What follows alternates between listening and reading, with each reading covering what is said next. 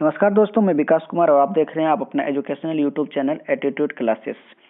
आप लोगों के बोर्ड परीक्षा को ध्यान में रखते हुए आज मैं एक बार फिर से आप लोगों के लिए ऑब्जेक्टिव का चैप्टर वाइज जो मैं सॉल्यूशन करा रहा था उसका आज दूसरा पार्ट लेकर आया हूं। और आप लोगों को मालूम होगा कि आपका फिजिक्स का जो दूसरा चैप्टर है यानी इलेक्ट्रोस्टैटिक्स के ये अंतर्गत आता है पोटेंशियल एंड कैपेसिटेंस यानी विभव एवं धारिता जो चैप्टर है, आज उसी का हम पूरे ऑब्जेक्टिव का सॉल्यूशन करेंगे। तो चलिए बिना देर किए हुए वीडियो की शुरुआत करते हैं। तो आपको दिख रहा होगा कि पहला सवाल आपका दिया गया है यहाँ पे कि विद्युत तीव्रता का मात्रक क्या होता है। और आप लोगों को साल भर पढ़ाई करने के बाद मालूम ही होगा कि विद्युत तीव्रता का जो मात्रक होता है वोल्ट मीटर इनवर्स होता है। चलिए दूसरा सवाल आपका दिया गया है यहाँ पे कि परावैद्युत सामर्थ्य का एसआई मात्रक क्या होता है। तो परावैद्युत सामर्थ्य का जो एसआई मात्रक होता है वो भी वोल्ट मीटर इनवर्स ही होता है। आपका तीसरा सवाल यहाँ पे दिया गया है कि 1 इलेक्ट्रॉन वोल्ट का मान कितना होता है। तो 1 इलेक्ट्रॉन वोल्ट का जो मान होता है 1.6 गुना 10⁻⁻19 जूल होता है। आपका चौथा सवाल यहाँ पे दिया गया है कि वान डी ग्राफ जनरेटर एक मशीन है जो उत्पन्न करता है, यानी वान डी ग्राफ जो मशीन है वो क्या उत्पन्न करता है। तो इसका जो सही आंसर है ऑप्शन नंबर सी यहाँ पे सही है कि कई लाख वोल्ट मीटर विभवांतर उत्पन्न करता है, यानी ऑप्शन नंबर सी यहाँ पे सही है, आप इसे टिक कर लीजिएगा। चलिए आपका 5वां नंबर सवाल दिया गया है यहाँ पे कि आवेशित खोखले गोले के अंदर विद्युत तीव्रता होती है, यानी आपको पूछा जा रहा है कि आवेशित खोखले गोले के अंदर जो विद्युत तीव्रता होती है वो क्या होती है। तो विद्युत तीव्रता 0 होती है अंदर की।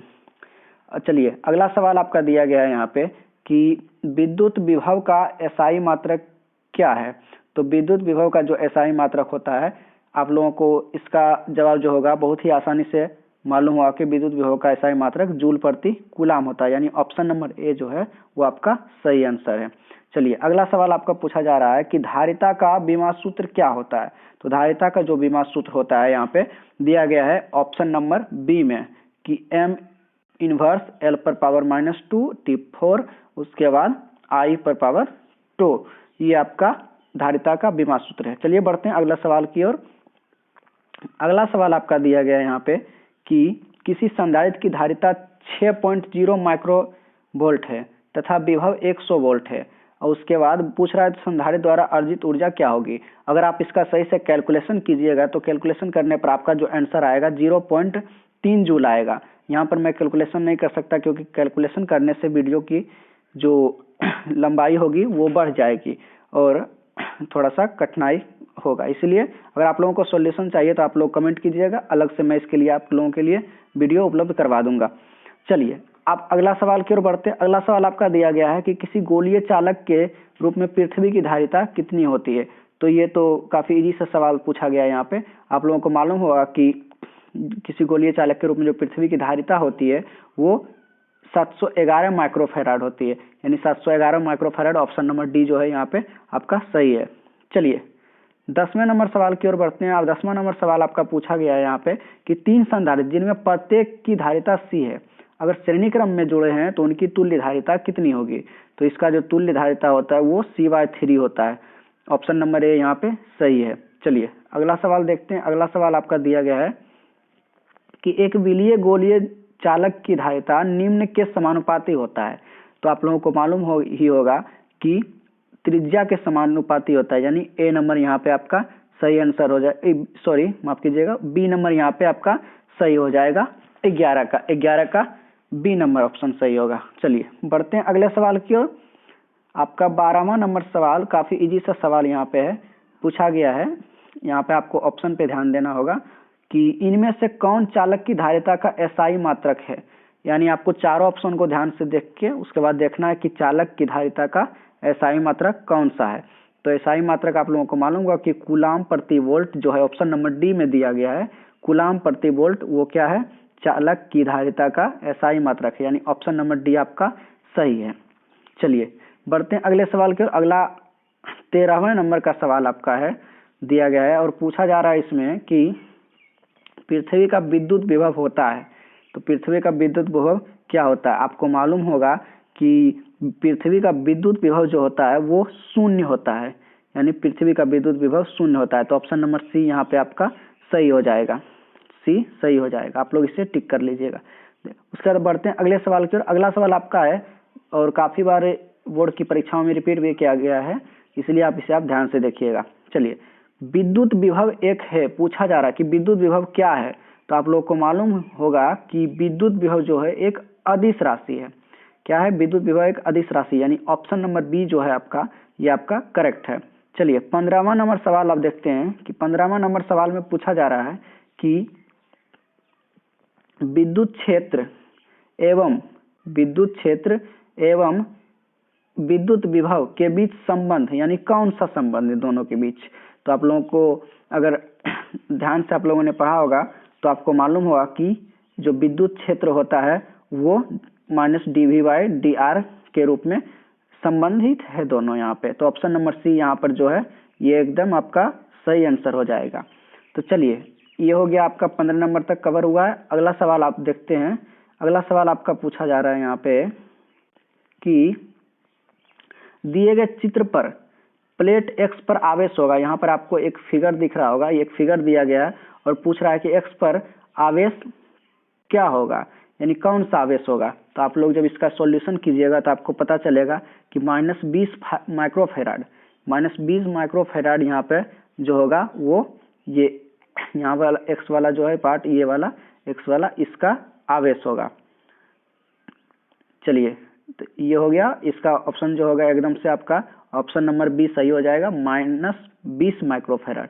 चलिए 17वें नंबर सवाल को देखते हैं। इसमें पूछा जा रहा है कि किसी संधारित्र की धारिता प्रकृति पर निर्भर करती है। तो प्रकृति पर निर्भर करती है पूछा जा रहा है, तो किस प्रकृति पर निर्भर करती है आपको जवाब देना है यहाँ पे।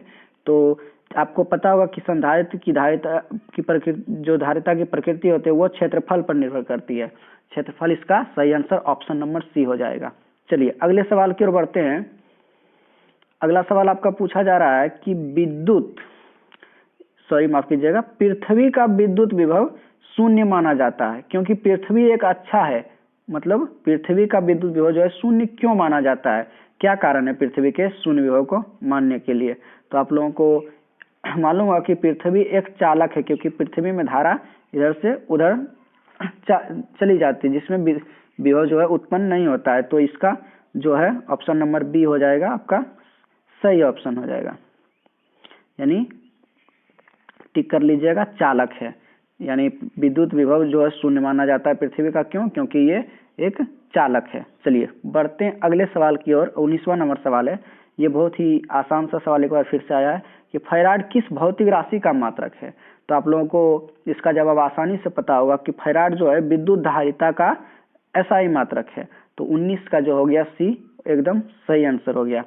चलिए उसके बाद ये पूछा गया है इसमें कि यदि n, 20वां नंबर सवाल में, कि यदि n बूंदे प्रत्येक का विभव भी है, यानी n बूंदे यानी कुछ बूंदे हैं n की संख्या में, जिसमें प्रत्येक का विभव जो है भी है, तो मिलकर एक बड़ा बूंद बनाते हैं, तो बड़े बूंद का क्या विभव होगा। तो बड़े बूंद का विभव पूछा जा रहा है। तो बड़े बूंद का विभव आप लोगों को मालूम होगा कि ये हो जाएगा n⁻2/3 के रूप में, यानी ऑप्शन नंबर डी जो दिया गया है यहाँ पे आपका ऑप्शन नंबर डी, ये आपका एकदम सही आंसर है।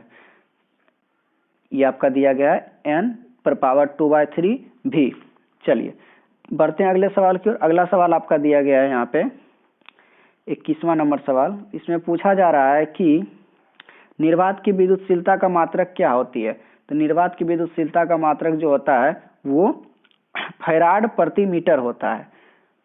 इसमें आप ऑप्शन नंबर सी आप टिक कर लीजिएगा 21 का। चलिए 22वां नंबर सवाल देखते हैं। यहाँ पे पूछा जा रहा है कि इनमें से किस धातु की पट्टी को संधारित्र के प्लेटों के बीच में डालने पर धारिता घट जाएगी। यानी 4 ऑप्शन आपको दिया गया है यहाँ पे, और चारों में पूछा जा रहा है कि किस धातु की पट्टी को संधारित्र के प्लेटों के बीच डालने पर धारिता घट जाएगी।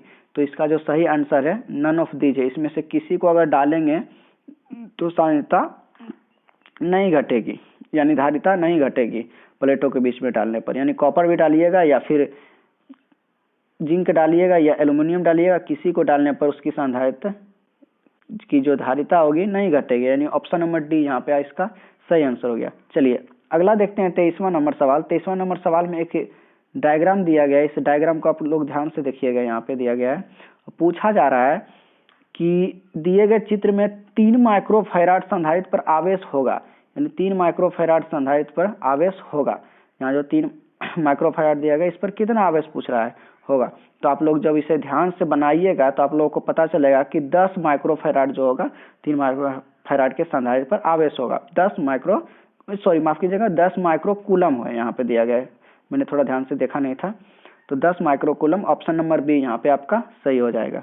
चलिए आगे देखते हैं। आगे आपका 24वां नंबर सवाल में दिया गया है और पूछा जा रहा है इसमें कि यदि एक शीशे की छड़ को हवा संधारित्र के 2 पहियों के मध्य बीच घुमाया जाता है तो इसकी धारिता या बढ़ेगी, घटेगी, या स्थिर होगी, या शून्य होगी। तो आप लोग को लगाना है इसमें ऑप्शन नंबर ए में टिक लगाना है कि बढ़ेगी, कि शीशे की छड़ को अगर हवा में संधारित्र के 2 पहियों के बीच घुमाया जाएगा तो इसकी धारिता बढ़ेगी। चलिए आपका 25वां नंबर सवाल यहाँ पे देखते हैं। 25वां नंबर सवाल है, 2 संधारित्र की धारिता क्रमशः C1 और C2 है तथा इन्हें, यानी संधारित्र की धारिता दिया गया है C1 तथा C2 तथा इन्हें समांतर क्रम में जोड़ा जा रहा है। यहाँ पे ध्यान दीजिएगा, समांतर क्रम में जोड़ा जा रहा है। इस संयोजन की समतुल्य धारिता पूछा जा रहा है। समतुल्य धारिता क्या होगी? तो आप लोग अगर ध्यान से इसका कैलकुलेशन कीजिएगा, C1 C2 दिया गया है, संधारित्र की 2 है, तो इसे अगर आप कैलकुलेशन कीजिएगा तो आपका यहाँ पे ऑप्शन नंबर डी सही हो जाएगा, C1 प्लस C2 हो जाएगा, ऑप्शन नंबर डी। चलिए बढ़ते हैं अगले सवाल की ओर। अगला सवाल आपका दिया गया है 26वां नंबर सवाल। 26वां नंबर सवाल पूछा जा रहा है कि पृथ्वी निम्न में से कौन सा आवेश रखा है? तो पृथ्वी इसमें से कोई आवेश नहीं रखता है, बल्कि शून्य आवेश रखता है, यानी कोई आवेश, ना तो धनात्मक होती है पृथ्वी पर, ना तो ऋणात्मक होती है। तो 26 का जो है सी नंबर सही हो जाएगा। चलिए अगला सवाल देखते हैं। अगला सवाल पूछा जा रहा है कि वोल्ट समान होता है, यानी वोल्ट किसके समान होता है? तो वोल्ट किसके समान होता है? यहाँ पे जूल प्रति कूलाम के समान होता है, यानी ऑप्शन नंबर सी जो है यहाँ पे आपका जूल प्रति कूलाम, ये आपका सही आंसर हो जाएगा। तो ऑप्शन नंबर सी आप लोग टिक कर लीजिएगा, जूल प्रति कूलाम।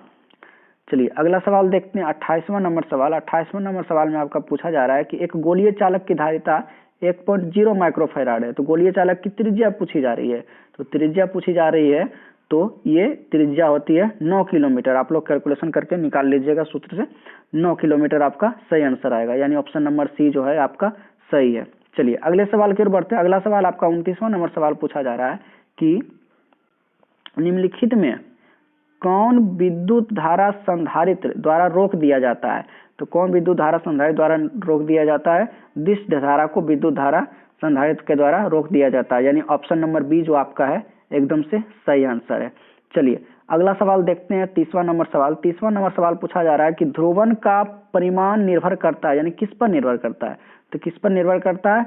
ये ध्रुवन का जो परिमाण होता है वो द्विध्रुव स्थिति ऊर्जा पर भी निर्भर करता है, उसमें ऊर्जा पर भी निर्भर करता है, इसलिए ऑप्शन नंबर सी आपका सही हो जाएगा, ए प्लस बी। तो ऑप्शन नंबर सी यहाँ पर टिक कर लीजिएगा, दोनों पर निर्भर करता है।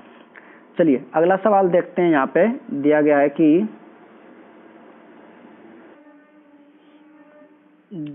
सवाल कि किसी पदार्थ का परावैद्युत नियतांक हमेशा अधिक होता है, यानी किससे अधिक होता है पूछा जा रहा है।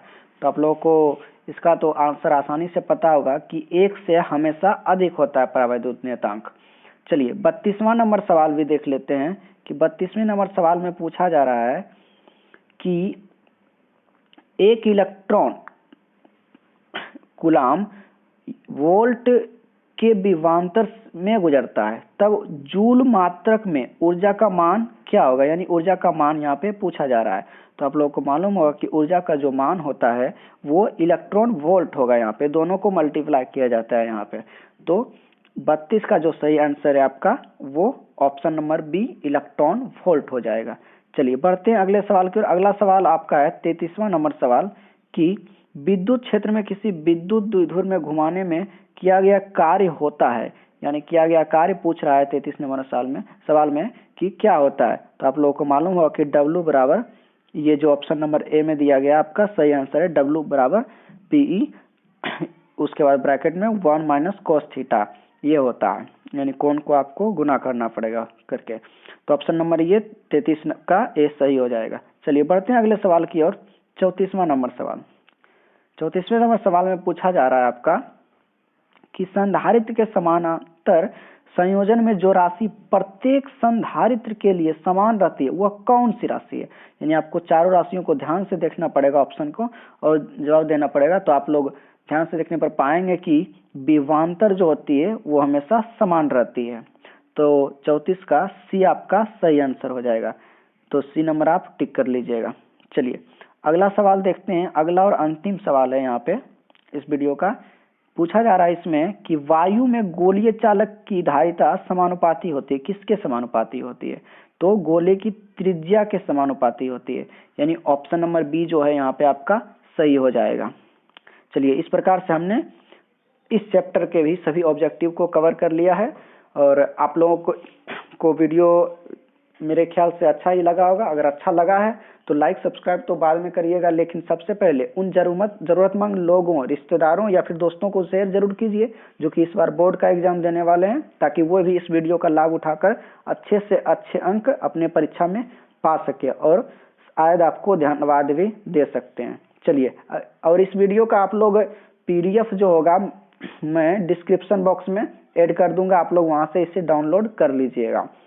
और अगर आपको वहाँ PDF मिल जाए तो ठीक, नहीं तो आप हमें इंस्टाग्राम पे मैसेज कीजिएगा। इंस्टाग्राम ID भी हमारा दिया गया है डिस्क्रिप्शन बॉक्स में। बहुत सारी ID आपको सोशल मीडिया के लिंक के मिल जाएंगे, आप लोग वहाँ से हमसे जुड़कर PDF प्राप्त कर सकते हैं, या और कोई भी दिक्कत हो, समस्या हो तो वहाँ पे आप हमें पूछ सकते हैं। चलिए आगे के चैप्टर की वीडियो हम अगले वीडियो में इंक्लूड करेंगे। आप लोग बताइएगा वीडियो कैसे लगी है। मिलेंगे अगले वीडियो में अगले चैप्टर का वीडियो लेके या कुछ अन्य वीडियो लेकर। तब तक के लिए जय हिंद।